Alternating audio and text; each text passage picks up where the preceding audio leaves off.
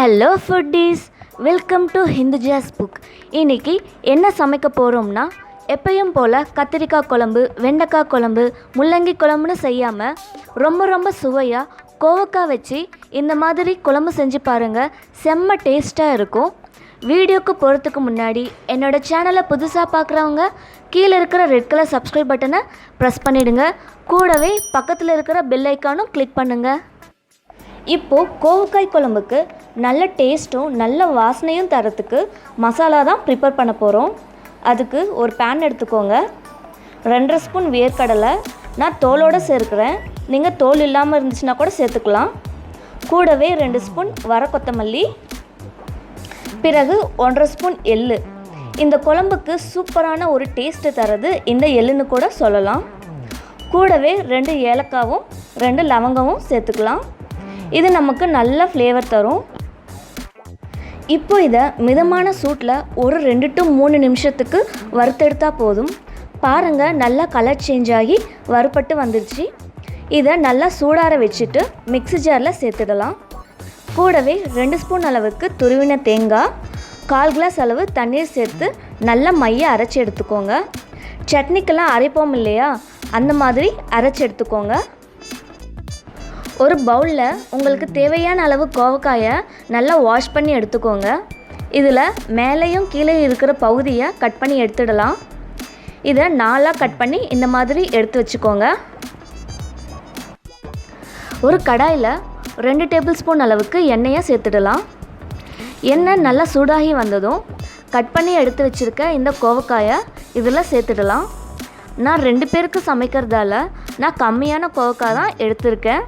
இது எண்ணெயிலேயே சுமார் ஒரு 5 நிமிஷத்துக்கு ஃப்ரை பண்ணி எடுத்துக்கலாம்.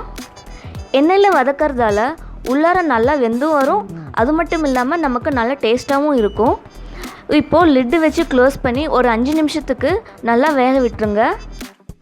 பாருங்கள், கோவக்காயெலாம் எண்ணெயிலேயே நல்லா சூப்பராக வெந்து வந்திருக்கு. இதை தனியாக ஒரு பிளேட்டில் மாற்றி எடுத்து வச்சுக்கலாம்.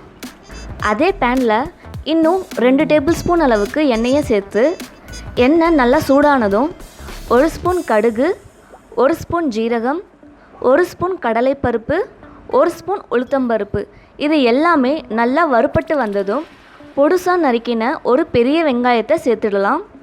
கூடவே 2 பச்சை மிளகாய் இந்த மாதிரி கட் பண்ணி சேர்த்துக்கோங்க. பிறகு 1/2 ஸ்பூன் இஞ்சி பூண்டு விழுது, 3 காய்ந்த மிளகாய். நீங்கள் பச்சை மிளகாயே போதும்னு நினச்சிங்கன்னா வரமிளகாய் சேர்க்க தேவையில்லை. வெங்காயம் நல்லா பொன்னிறமாக மாறி வந்ததும் மசாலா ஐட்டம்ஸ்லாம் சேர்த்துடலாம். 1/2 ஸ்பூன் மஞ்சள் தூள், 1.5 ஸ்பூன் அளவுக்கு மிளகாய் தூள். ஏற்கனவே பச்சை மிளகாய் சேர்த்ததால் உங்களுக்கு காரத்துக்கு ஏற்ற மாதிரி மிளகாய் தூள் சேர்த்துக்கோங்க. இது எல்லாத்தையும் கலந்து விட்டுட்டு கூடவே தேவையான அளவு உப்பும் சேர்த்துக்கலாம். மசாலாவில் ராஸ்மெல் போகிற வரைக்கும் நல்லா கலந்து விடுங்க. அதுக்கப்புறமா ஒரு பெரிய தக்காளியை கட் பண்ணி சேர்த்து நல்லா கலந்து விட்டுட்டு ஒரு லிட்டு வச்சு க்ளோஸ் பண்ணி 2 நிமிஷத்துக்கு நல்லா வேக விட்டுருங்க. 2 நிமிஷம் கழித்து பாருங்கள், தக்காளி நல்லா மசிய வெந்து வந்திருக்கு. இப்போது எண்ணெயில் வறுத்து வச்ச கோவக்காயை இதில் சேர்த்து கலந்து விட்டுறலாம். இப்போ இருக்கிற காலத்தில் கோவக்காய்னா குழந்தைங்களுக்கு என்னன்னே தெரியாது. எப்போவுமே கத்திரிக்காய், வெண்டைக்காய், முருங்கைக்காய்னு சமைச்சு தரதால் அவங்களுக்கு சுத்தமாக தெரியவே தெரியாது. அதனால் அடிக்கடி இந்த மாதிரி காய்கறியை சமைச்சு கொடுங்க அவங்களுக்கு. இப்போது இதில் அரைச்சி வச்ச மசாலா விழுதை சேர்த்துடலாம். கூடவே குழம்புக்கு தேவையான அளவு தண்ணீரையும் ஆட் பண்ணிக்கோங்க. இதை நல்லா கலந்து விட்டுட்டு கூடவே ஒரு கொத்து கறிவேப்பிலையை சேர்த்துக்கோங்க. இப்போது லிட்டு வச்சு க்ளோஸ் பண்ணிவிடுங்க. ஹை ஃப்ளேமில் ஒரு 5 நிமிஷத்துக்கு நல்லா கொதித்து வரட்டும். 5 நிமிஷம் ஆயிடுச்சு. இப்போ இதை ஓப்பன் பண்ணி பார்த்துடலாம். ஓப்பன் பண்ணதுமே சூப்பரான வாசனை வருது. நம்ம வேர்க்கடலை, எள்ளு எல்லாத்தையும் அரைச்சி சேர்த்துருக்கோம் இல்லையா, அதனால் கமகமன்னு வாசனையாக இருக்குது. அது மட்டும் இல்லாமல் நல்லா கொதித்து ஒரு திக் கன்சிஸ்டன்சிக்கு வந்துடுச்சு. ரொம்ப சுவையாக சூப்பரான கோவைக்காய் குழம்பு ரெடி பண்ணியாச்சு. இது கூட அப்பளமோ இல்லை மோர் மிளகாயாக வச்சு சாப்பிட்டு பாருங்கள், அவ்வளோ அட்டகாசமாக இருக்கும். கண்டிப்பாக இதை ட்ரை பண்ணி பார்த்துட்டு எப்படி இருந்ததுன்னு கமெண்ட் செக்ஷனில் சொல்லுங்கள். இந்த ரெசிபி பிடிச்சிருந்துச்சுன்னா லைக் பண்ணுங்கள், ஷேர் பண்ணுங்கள், மறக்காமல் சப்ஸ்கிரைப் பண்ணுங்கள். தேங்க்யூ.